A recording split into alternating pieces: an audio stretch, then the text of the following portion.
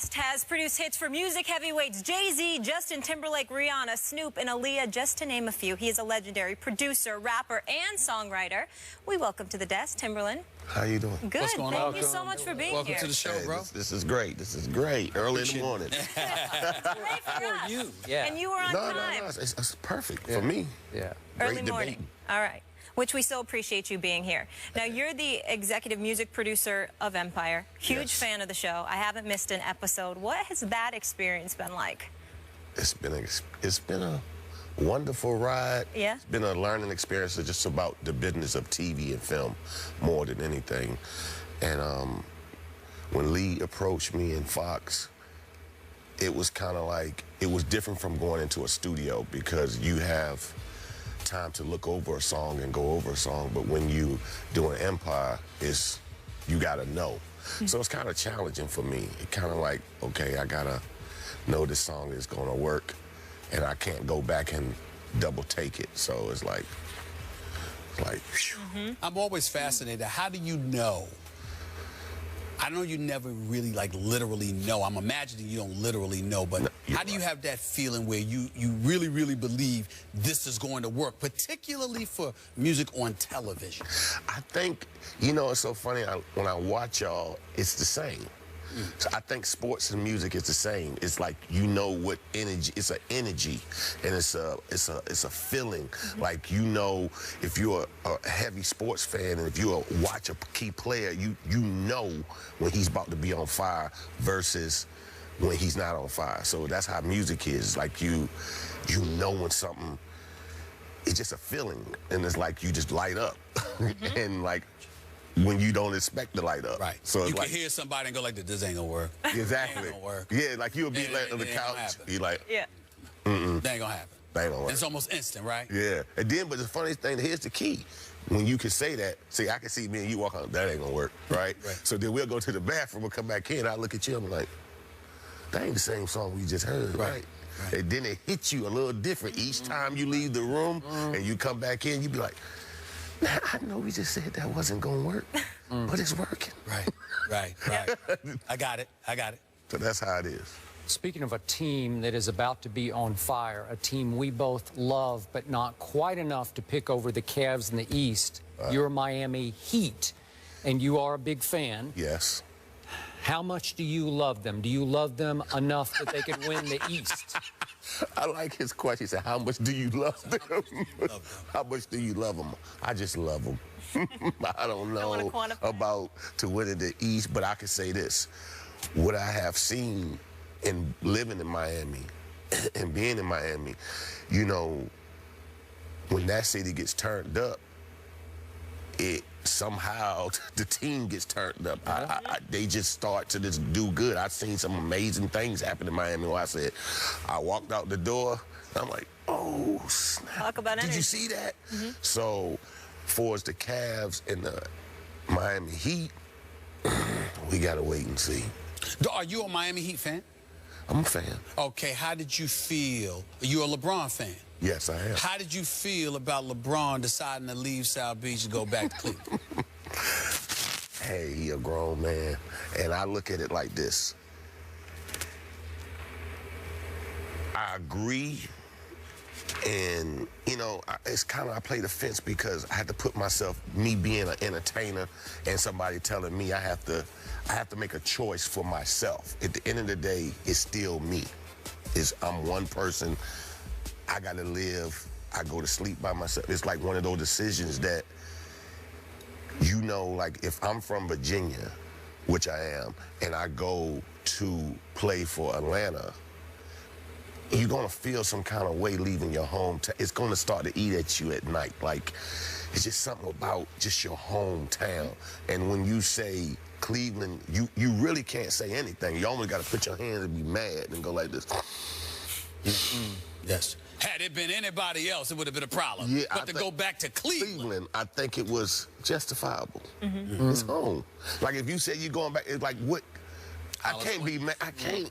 Yeah. I can't be mad at you. You know, like, I'd be like, then that means I'm really not for you. It's like, all you got to do is pout like a kid. Like, Well, that's true. I got you. So A man who plays in this league that I think you're going to do a little business with in your new clothing line is Carmelo Anthony. What should we expect from Carmelo on the court this year? I think what we should expect from Carmelo is he hears what people are saying. That is true. And being a professional and being a winner, he's going to win. You're going to see something that you never saw to him. Really? And I believe you're going to see something you never saw. Uh-oh. Sorry. You don't think so? Sorry to interrupt. I'm going to clarify. I'm going to clarify that question. I have no doubt that Carmelo's going to do his thing. Okay. But when you say he gonna win, well, he plays for a team, and I don't understand how if the team is losing, he wins. Because you ain't implying that the Knicks are gonna win, are you? I just said we talked about. I'm just trying to say. I didn't go I that. just need clarification. I didn't put the other people around. Okay, yet. okay. I just stuck to All right. him, and I'm hoping that his energy that he brings. We'll see. I'm going to shock you. I'm not going to be so down on the Knicks as much as I've been over the last few months. I'm going to give them the benefit of the doubt early on. I know what Melo going to do. I want to see what Robin Lopez and Aaron Aflalo, the Porzingis kid, you know, the number 4 overall pick. I want to see what they do. I think the Knicks might have a shot at winning about 30 games, kid.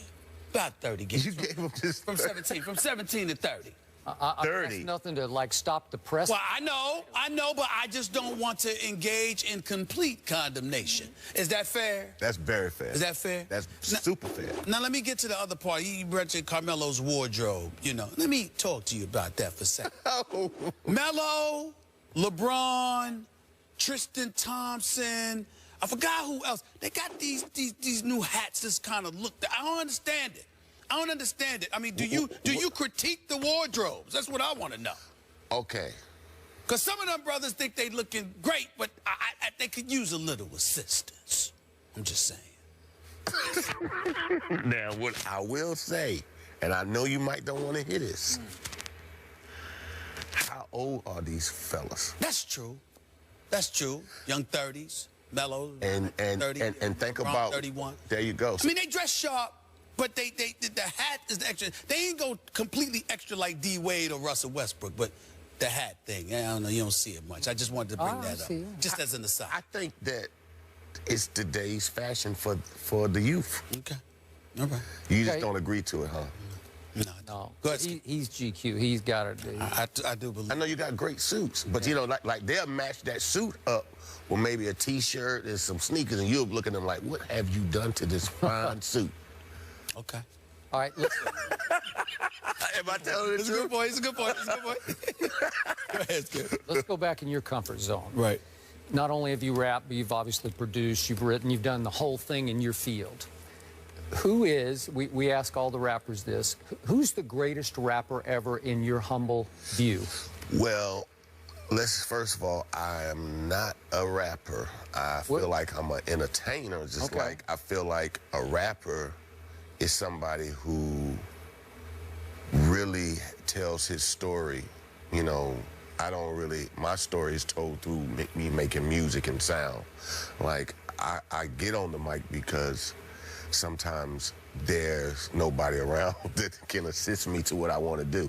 So I'm just like, well, I might as well do it myself. Right. And then people around me like, hey, man, you pretty good. I'm like, no, I'm not. But I'm going to do it because it's a check. So I'm going to do it. And the guy said, you know what? I'm not. But I understand the process of it. So who, to me, back to your question, you said the greatest rapper? Yes. Greatest all-time rapper. Well, I think both of them are not here today. And that's Biggie Smalls and Tupac. Okay. You want to disagree? You want to? Well, listen. What? You know what? I'm going to tell you. I'm just saying. Listen, Jay-Z. Oh, he's the. Come on, Dad. I'm gonna get to him. All right. But I had to. You say rap. I might almost want to go back to like Eric B. Rakim. Yeah, like I feel like you got to give me something like that. You know, I mean, listen, Tupac, Big Daddy Kane. No doubt, Big Daddy Kane. Right. KRS-One. Even though Eric B. was writing some of the lyrics. You know, I mean, Greatest ever. Greatest ever. There's no ever because you can't say greatest ever because those are moments in our culture. So in that time of the 80s, it might have been, we would say Rakim, KRS-One, all of those were the greatest at that moment. Then came the 90s, what was a Big Daddy Kane? Well, and not only that, I get where you're coming from, because for me, Skip, to piggyback off your question, you have to take into account what he's saying.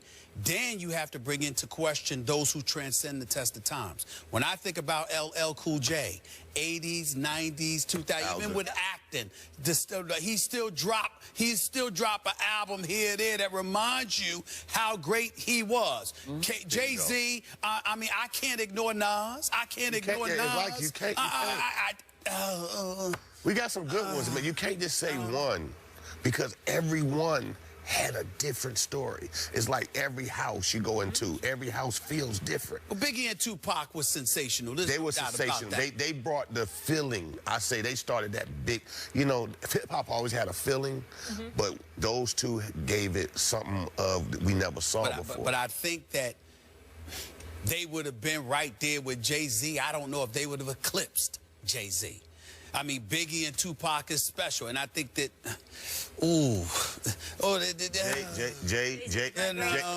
Jay is my brother, so I'm gonna put him always number one. But like me being, to ask me is kind of biased because I respect the music, the sanctuary. That's like asking a player in sports. You really can't.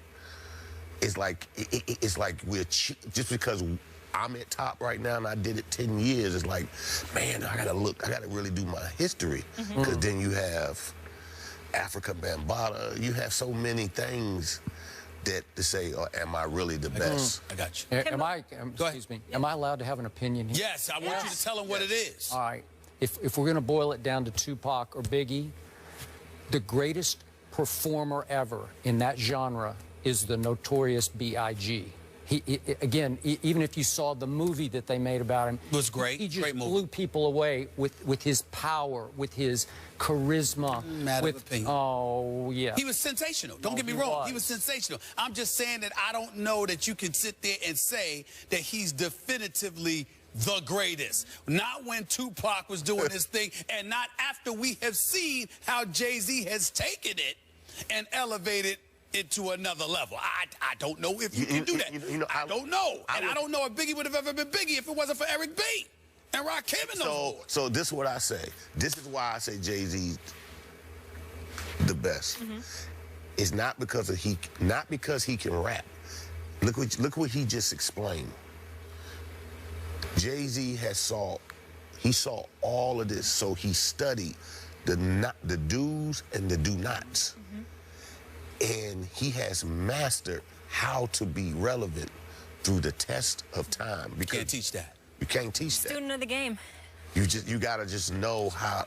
You gotta know. It's like, you know, you ever heard people say, "Oh, he old. He don't hear that. No. You know, and you know, it's a way to move in life. Yep. To always stay on top. Like, you know, it's only a handful. You watch them just fall, and you climb up the mountain, you be like, dang. No. Told him to breathe slow. He continues to connect and stay relevant. All right, we'll let you go on this, though. What's next for you, speaking of great music? I want to do more on the film and TV. Okay. I like that. That's cool. I like putting intellectual property with music. I feel like that's the next wave for me. I feel like my music tells a story, so why not put a story? Tell a writer what I think. He'll ask me, what do you think this music piece is? I feel like it's love. Can you give me something unique, not the typical way of love? Give me something this 2017 love, like something that's unorthodox. And so he'll write the story, and I'll look at my music, the story, let other people judge it, and, you know, then get people to come and act and see if they can give the same verbal as I see that I hear for this music. Gotcha. Kind of deep. We love it. Keep it coming. You're entertaining us. Congrats on all your success with Empire as well, breaking all kinds of records. It's called the study of life. You got to know when to move and know when to fall. Well, you certainly have it mastered. It's chess, and you got it.